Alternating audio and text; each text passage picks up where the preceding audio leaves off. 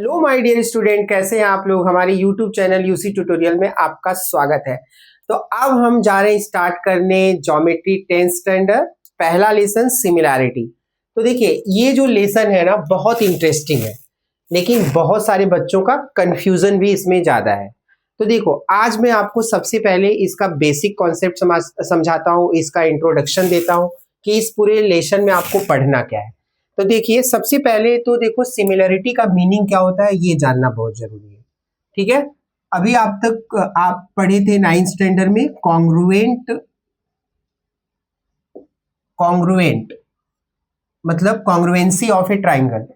तो ये जो कॉन्ग्रुएंट है और जो ये सिमिलर है, पहले इन दोनों का डिफरेंस समझते हैं। देखो ये दोनों का क्या डिफरेंस है। जैसे कोई चीज कॉन्ग्रुएंट है, चीज का मतलब यहाँ ट्राइंगल से, ठीक है। तो यहाँ पे दो ट्राइंगल अगर कॉन्ग्रुएंट है ना, तो मान लो ये ट्राइंगल 1 है और ये ट्राइंगल 2 है, तो इसको हम इस सिंबल से दिखाते हैं, यस और नो। और अगर दो ट्राइंगल यहाँ पे सिमिलर है, ट्राइंगल 1, तो इसको हम इस सिंबल से दिखाते हैं। तो पहला काम तो ये हो गया। दूसरा क्या होता है, जो सेकेंड हमारा जो डिफरेंस हम लोग देखते हैं उसको हमें जानना है कि भैया कॉन्ग्रुएंट ट्राइंगल जो होते हैं उनके जो साइड होते हैं वो क्या होते हैं, कॉन्ग्रुएंट होते हैं। जैसे मैं S1 कॉन्ग्रुएंट करूंगा किससे, मान लो S2, मतलब साइड 1 साइड 2। और यहां पे जो होगा साइड जो है वो प्रोपोर्शनल होगा। मींस साइड क्या होगा, प्रोपोर्शनल होगा। अगर मैं यहाँ पे सेकेंड साइड को लेता हूँ, सेकेंड साइड, तो ये प्रोपोर्शन क्या हो जाएगा, कॉन्ग्रुएंट हो जाएगा थर्ड साइड के। कॉन्ग्रुएंट का साइन आता है साइड के बीच में। बट सिमिलरिटी में ऐसा नहीं होता। अगर दो ट्राइंगल सिमिलर है तो उनके साइड में क्या होगा बताइए, उनके साइड में क्या होने वाला है, उनके साइड में प्रोपोर्शनैलिटी होती है। प्रोपोर्शनैलिटी मतलब फ्रैक्शन में लिया जाएगा साइड। जैसे यहाँ पे क्या होगा, S1 अपॉन S2, और ये किसके कॉन्ग्रुएंट हो जाएगा, S2 अपॉन S3।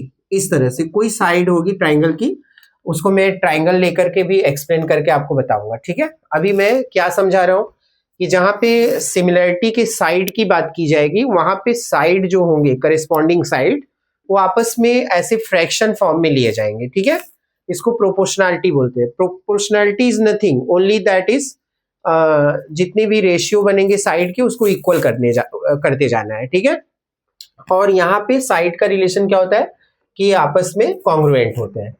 और एंगल में तो सेम रिलेशन होता है। जैसे यहाँ पे एंगल मैंने मान लो एक एंगल ले लिया A, तो ये कॉन्ग्रुएंट होगा एंगल B।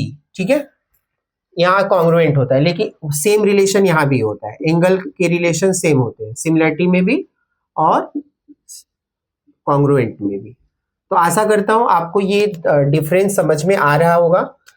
और यहाँ पे दूसरा जो खास बात है सिमिलरिटी में, जो कि हमें इस बार पढ़ना है 10th स्टैंडर्ड में, वो क्या खास बात है। बहुत सारे बच्चे यहाँ कंफ्यूजन क्या क्रिएट करते हैं पता है। अब यहाँ पे पढ़ना है मुझे एरिया ऑफ ट्राइंगल। क्या पढ़ना है, एरिया ऑफ ट्राइंगल। ठीक है, ये मैंने ट्राइंगल का साइन बनाया है तो आप ये ध्यान, एरिया ऑफ ट्राइंगल एक पढ़ना है। दूसरा यहाँ पर area of similar triangle. Similar triangle दो चीज है यहाँ पे, दो चीज पर हमें स्टडी करनी है। एरिया ऑफ ट्राइंगल, जब एरिया ऑफ ट्राइंगल की बात कही जाती है इसकी, और एरिया ऑफ सिमिलर ट्राइंगल की, तो ये दोनों एक अलग टर्म्स हैं, दोनों अलग कंडीशन रिप्रेजेंट करते हैं। तो बच्चे इसको मिक्स कर देते हैं, एरिया ऑफ ट्राइंगल। अब एरिया ऑफ ट्राइंगल्स अगर हमको पूछा जा रहा है, यहाँ पे सिमिलर ट्राइंगल का वर्ड यूज नहीं है, तो यहाँ का जो टर्म्स है वो अलग है एरिया फाइंड करने का। एरिया ऑफ सिमिलर ट्राइंगल को फाइंड करने का तरीका अलग है। तो अगर हम एरिया ऑफ ट्राइंगल का फॉर्मूला देखें, सिंपली क्या होता है, area of triangle, not a similar triangle, area of A triangle क्या होता है बताइए। आप लोग बचपन से पढ़ रहे हैं, हाफ बेस इंटू हाइट। ये एक जनरल एंड कॉमन फॉर्मूला होता है जो कि आपको आना चाहिए एक ट्राइंगल के एरिया का, सिंपल ट्राइंगल। ठीक है, तो यहां पे क्या है, इसी फॉर्मूले से कुछ कॉन्सेप्ट बनाया गया।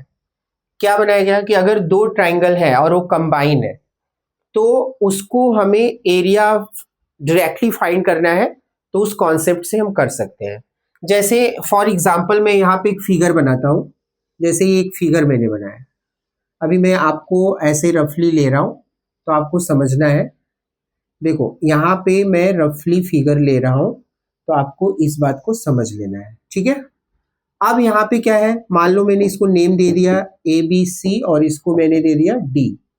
आप समझ पा रहे हैं? अब यहाँ पे मेरा दो ट्राइंगल कौन सा है वो मैं बाहर लिखता हूं। एक ट्राइंगल है मेरा ABC एंड एक ट्राइंगल है मेरा DCB। ठीक है। ये दोनों ट्राइंगल अगर मुझे एरिया दे दे फाइंड करने के लिए, इसका और इसका, तो मैं क्या करूंगा मैं, पता है, यहाँ पे मैं अलग अलग ये फॉर्मूला अप्लाई नहीं करूंगा बेस इनटू हाइट, बल्कि यहाँ पे मैं देखूंगा कौन सा ऐसा साइड है, हाइट या बेस है जो दोनों में आता है। तो देखो ABC और DCB में ये जो हमारा बेस है ये दोनों में है।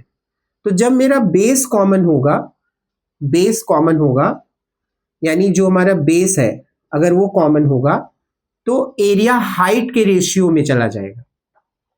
एरिया, जैसे अभी इसका एरिया का रेशियो फाइंड करना है, तो area of triangle ABC upon area of triangle DCB। अब इसको मैं कैसे प्रेजेंट करूंगा, इसका हाइट क्या है AB और इसका हाइट क्या है DC, इस फॉर्म में मैं लिख दूंगा। ये मैं अभी आपको रफली समझा रहा हूँ, अभी बहुत डिटेल में इसको एक्सप्लेन करने वाला हूँ। मैं क्लू बता रहा हूँ, एक ट्रिक बता रहा हूँ कि इस पे चलना कैसे, इस लेसन में हमें चलना कैसे। तो अभी मैं बता रहा हूँ कि दो ट्राइंगल अगर कंबाइन है तो मुझे सबसे पहले देखना है कि क्या कॉमन है। जैसे इसमें बेस कॉमन है तो मुझे हाइट देखना है रेशियो फाइंड करने के लिए एरिया का। अगर मान लो एक ट्राइंगल